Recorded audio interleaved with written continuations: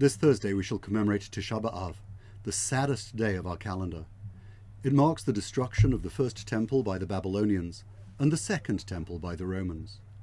Tisha B'Av is a day of tragedy and mourning, of destruction and exile. The Talmud relates that the destruction of Jerusalem came through the story of Kamtza and Bar Kamtza. A certain man had a friend, Kamtza, and an enemy called Bar Kamtza. He once made a party and said to his servant, "Go and bring Kamtza." The man went and erroneously brought Bar Kamtza. When the host found Bar Kamtza there, he said, "What are you doing here? Get out!" Said the other, "Since I'm here, at least let me stay, and I shall reimburse you for whatever I eat and drink." "No," retorted the host. "Then let me give you half the cost of the party." "No," said the other. "Then let me pay for the whole party." He still said no. He grabbed Bar Kamtza and he threw him out. Said Bar Kamtza, "Since the rabbis were sitting there and did not intervene at my humiliation, this showed that they agreed with the host. I will go and inform against them to the government." And so he went and told the Roman emperor, "The Jews are rebelling against you."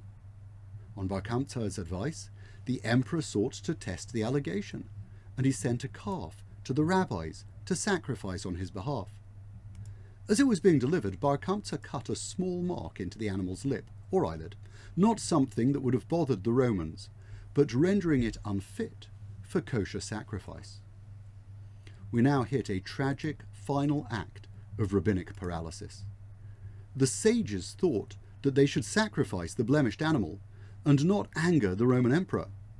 One of them, though, Rabbi Zachariah ben Avkolas, would have none of it. He said that word would get out that it was permissible to drop our standards and offer up blemished animals. The rabbis considered killing Bar Kamtza for cutting the emperor's calf. Zachariah ben Avkolas would have none of it. He retorted this would lead people to say that marking a sacrificial animal had become a capital offense, which it hadn't. And so the sages did nothing. The animal was not sacrificed. The emperor took umbrage, and the Roman assault on Jerusalem began. The Talmud continues, Rabbi Yochanan says the excessive humility of Rabbi Zachariah ben Avkolas destroyed our temple, burnt our sanctuary, and exiled us from our land. Anava, humility or modesty, is normally considered a compelling virtue. Moshe was anav mikol adam, the epitome of modesty. But in the case of Zachariah ben Avkolas, modesty had become the destructive force. Rashi explains that the excessive humility of Zachariah ben Avkolas was that he was so placid that he was not prepared to act against the vindictive troublemaker. The Khatam Sofer, that he was too literal and narrow, unprepared to look beyond the letter of the law. Rav Tzvi Hirschchaya says that he lacked the convictions of his learning. He did not consider that he had the right or the authority to speak out. The rabbis could have placed Tisha B'Av in the context of the spiritual conflict between good and evil, Israel and Amalek, the grandiose forces that determine our destiny. Instead, they highlight Kamtza and Bar Kamtza, the simple story of an anonymous man so blinded by hatred that he embarrassed another, the simple story of that other so embittered that he brought the internal problems of the Jewish community into the public arena. Who is to blame? Clearly, the ungracious host bears guilt. The stubborn and vindictive Bar Kamtza bears guilt. The rabbis who sat by bear guilt. Zachariah ben Avkolas, who failed to rise to the occasion and show leadership, bears guilt. Curiously, in the Talmud, the story is introduced as the tale of Kamtza and Bar Kamtza, but at its conclusion, Rabbi Yochanan points the finger at the excessive humility of Rabbi Zachariah ben Avkolas. This destroyed our temple, burnt our sanctuary, and exiled us from our land. 19.5 centuries ago, the Romans despoiled the temple in Jerusalem and cast the Jewish people into exile.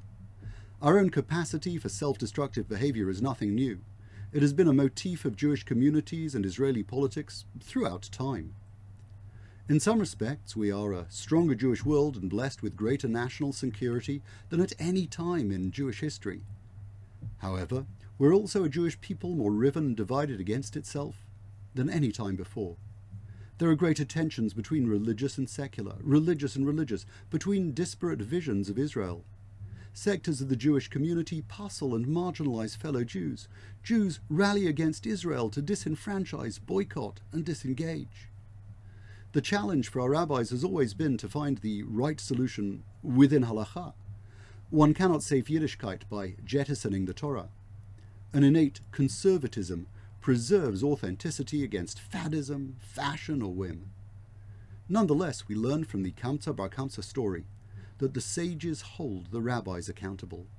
Zachariah ben Avkolos had the authority. He was the one they were listening to. He could see the precipice or feel the slippery slope. He was prepared to opine on the consequences of acting, but did not articulate the consequences of inaction.